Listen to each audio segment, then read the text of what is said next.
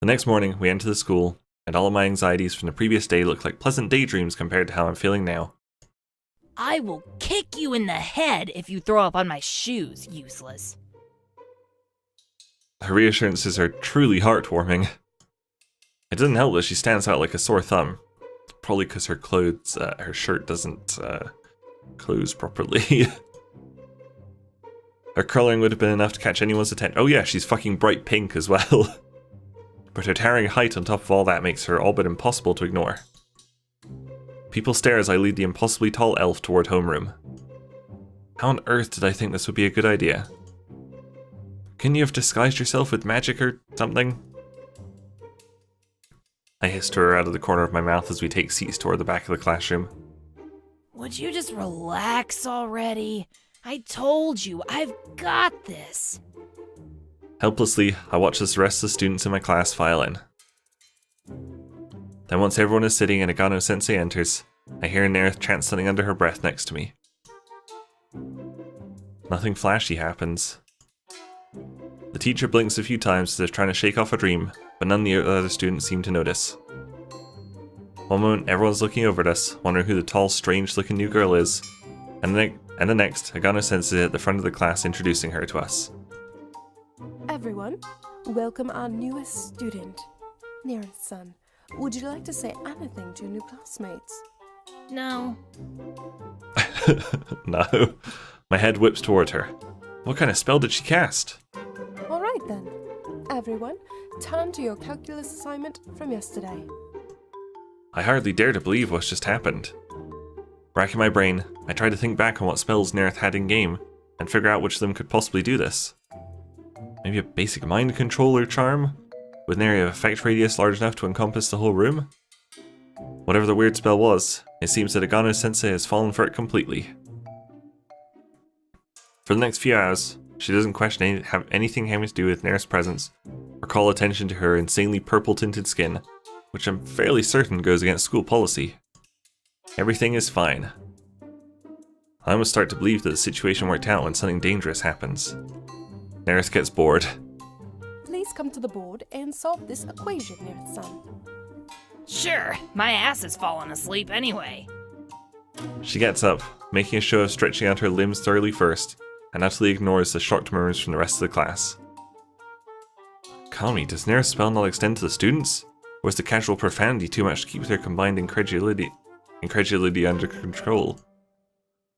She sachets up to the board and proceeds to draw a picture of an ogre exploding in the space provided to solve the equation. My eye starts twitching around the time she has a tiny stick version of herself in the background, waving her sword at the ogre. The class goes completely silent. Excellent work, Nerith-san. You can have a seat. Amazing. Are you joking with us, Sensei? Someone in the row second from the front finally breaks the silence with his indignant shriek. Even if I sink back into my chair with dread, I kinda can't blame him. Are you still having trouble understanding the equation, Yamaguchi-san? If so, you can stay after class today and join the study group. Yamaguchi sputters. Apparently his agitation is so great he can't even speak. The confused grumblings don't end there, and similar outbursts occur every time Agano-sensei calls on Nerith for an answer. The elf finds all this hilarious, of course, and amuses herself by coming up with the most ridiculous responses possible right up until lunchtime. We should have done this right from the start, useless. This school thing is hysterical. I mean, that shit with the numbers and different languages was pretty stupid, but I managed to liven things up. She smirks and laughs, looking at me expectantly. Yeah.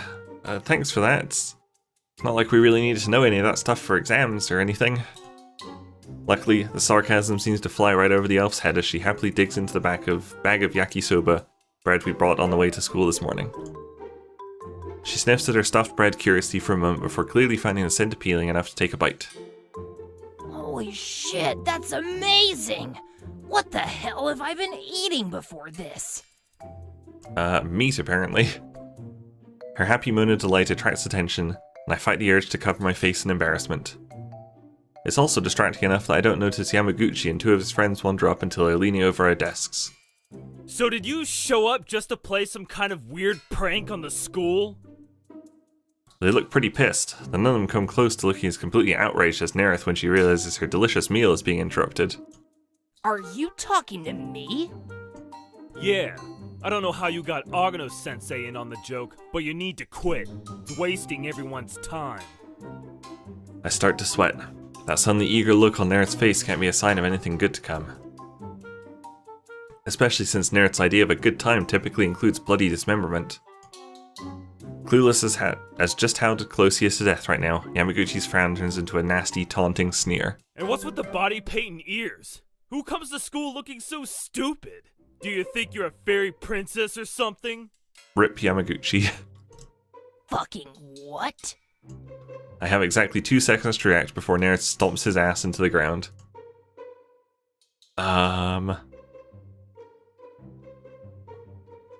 I mean, he did start it. I think we are well within our rights to kill this man. I take a steadying breath before standing up and meeting Yamaguchi's gaze evenly. After staring down an enraged elven warlock on more than one occasion, making eye contact with another 18-year-old is a lot less frightening than it would have been a week ago. Can you just knock it off? It's not like one day. His punch comes out of nowhere. What the fuck? Kill him! Stars swim in front of my eyes, making it impossible to see anything. The minute of blindness that follows feels like the longest one of my life, but my vision does eventually come back. To see 3 dead bodies. It's not clear what exactly she did to them in those scant seconds. When I can finally see again, Yamaguchi and his friends are laid out. So he totally started it. He insulted Nerith and then punched me in the face. They're not even conscious, which is concerning, but I cling to the belief she wouldn't just outright murder the idiots. Let me see that. Grabbing my chin and forcing my face toward her, Nerith looks me over critically. They're screaming and crying in the background as the rest of the class clearly tries to work out what just happened. A few even threaten to bring the school administrators. That's going to be a nasty bruise tomorrow. She has a glimmer of something in her eyes I've never even seen from her before. Pride. Flustered, I shake off her hand and try to ignore the tenderness of the rising welt on my face. What are we gonna do with the rest of these guys? Oh yeah, that. Leave it to me. She closes her eyes and begins a low, resonant chanting. In the space between 2 heartbeats, that same static prickle from earlier teases at the surface of my skin. And then all of a sudden, the girls are still screaming, only now they're screaming that Yamaguchi and his friends were fighting each other, and I was apparently an innocent casualty who got hurt when I tried to stop them. I glance over at Nerith, who's once again calmly munching on some yakisoba bread. Nice job, hero. Wow, that's a bit of a step up from useless. It's quite the promotion. I blush under the faint praise and try not to cradle my throbbing injury like a wimp. Nerith's still watching, so I gamely pick up a piece of bread and eat. Maybe you're not a lost cause after all. Huh? I mean, I thought I had you figured out, but you managed to surprise me. Maybe you do have a little backbone after all. Enough for me to work with, at least. Work with? On what? My stomach turns with uneasiness. What kind of scheme is she planning now? As if reading my mind, Nerith rolls her eyes. Oh, you know, level you up, make you a badass, and maybe help you talk to that girl of yours. She was pretty cute. Huh?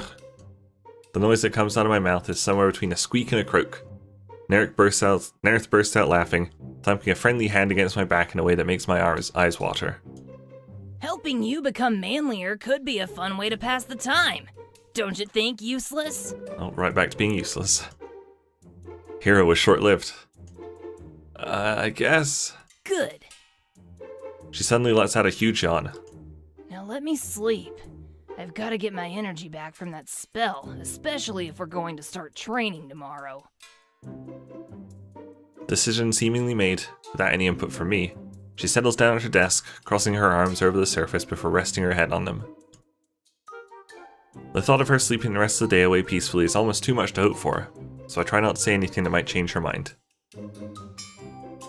After lunch, several school administrators show up to take the alleged troublemakers away. Everyone is perfectly convinced that the incident had nothing to do with Nerith. I watch the boys get taken away, and wonder for a minute just how powerful our magic is here in the real world. Now that I've seen the full extent, her spells don't look like anything I know from the game. Could she have powers beyond the scope of Celestial Crossing? The thought she could probably turn me into a turnip if she wanted crosses my mind more than once as I settle in for a blessedly uneventful afternoon. I don't sleep very well the next night. My jaw is so sore and bruised that it gives me a migraine. I toss and turn on the couch, trying to find a comfortable position, drifting in and out of sleep until finally at 4 in the morning, I can't do it anymore. I get up and make for the bathroom. Soaking in the warm water eases the headache slightly, but I'm still not feeling completely alert when I open the door and find Nerith waiting for me in the hall.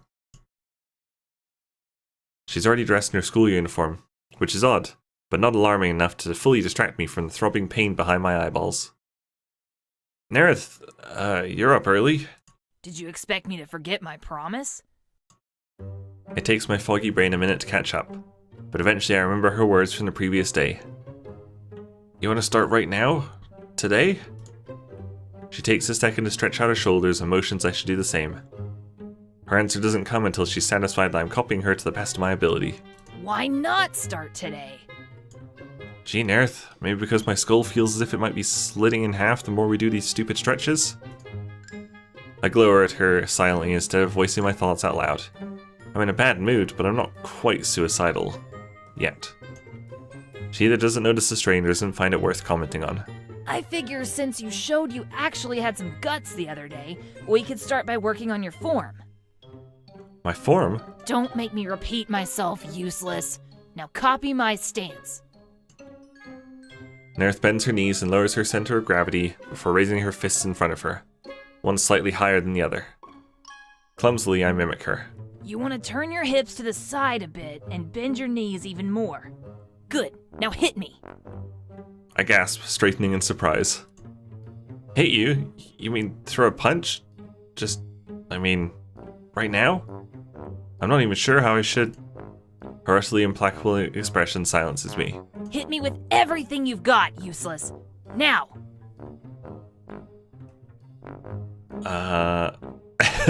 This one she'd probably kill us, so we will swing a fist at her. I'm overthinking this, I realize. My panning headache resurfaces and further convinces me that following Nerith's instruction without argument or analysis seems like the best way to go. Mind made up, I screw up my courage and tap my fist against the elf's shoulder, which is the safest looking target I see. She stares at me in disbelief. What the fuck was that? A punch? She mutters something in Elvish, but obligingly comes around to show me what I'm doing wrong. I get the sense that she's giving me credit for attempting the exercise at the very least. We practice for the better part of an hour before I finally have to beg for a break. Nerith nods briskly to my pleasant surprise. Yeah, you should probably hop in the bath if we want to make it to school on time. I can't help notice that she obviously hasn't broken a sweat at all.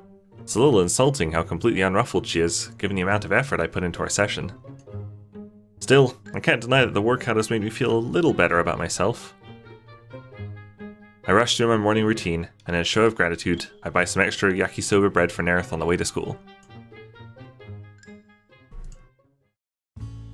A week passes, and the two of us fall into an uneasy routine. We go to school together, eat together, and in the mornings before the sun's up, Nerith tosses me out of bed for training. It's getting almost frighteningly comfortable. I do wonder that, neither of them have made any effort to try and get her back to the video game world. You'd think they'd at least, look into it. I have to remind myself that things can't stay this way forever. For one, casting such extensive spells in school every day is obviously beginning to strain her magic.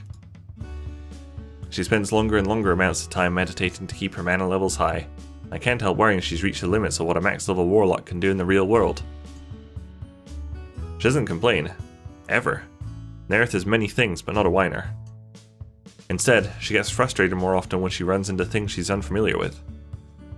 I barely managed to save my father's expensive espresso machine from her wrath when she tries to make herself tea with it and spits out the bitter black beverage instead. All the tantrums I translate to her as simply wanting to get back home, and I can't entirely blame her. I'd love to send her back into the game, but the truth I'm confronted with is I don't have the murkiest idea how to do it. I don't even know where to start looking for an answer. The looming failure makes me feel so guilty, I find myself keeping a steady supply of yakisoba bread on hand. That, and focusing all my energy into our training. It's basically all I'm able to keep Nerith from going on a destructive rampage. The training itself isn't fun per se, but it does satisfy me in a weird way. At this stage it mostly consists of Nerith picking fights with muscular strangers on the streets and goading them into fights with me. It kinda works, in the sense that I'm a lot more comfortable getting pissed off at her now.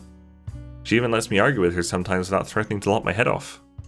Good. Now come at me like you actually fucking mean it. I rush forward, taking advantage of the space we've cleared in the center of the living room, and aim a jab at her face. I get about a hand's length away before she spins to the side, grabbing my wrist and squeezing hard.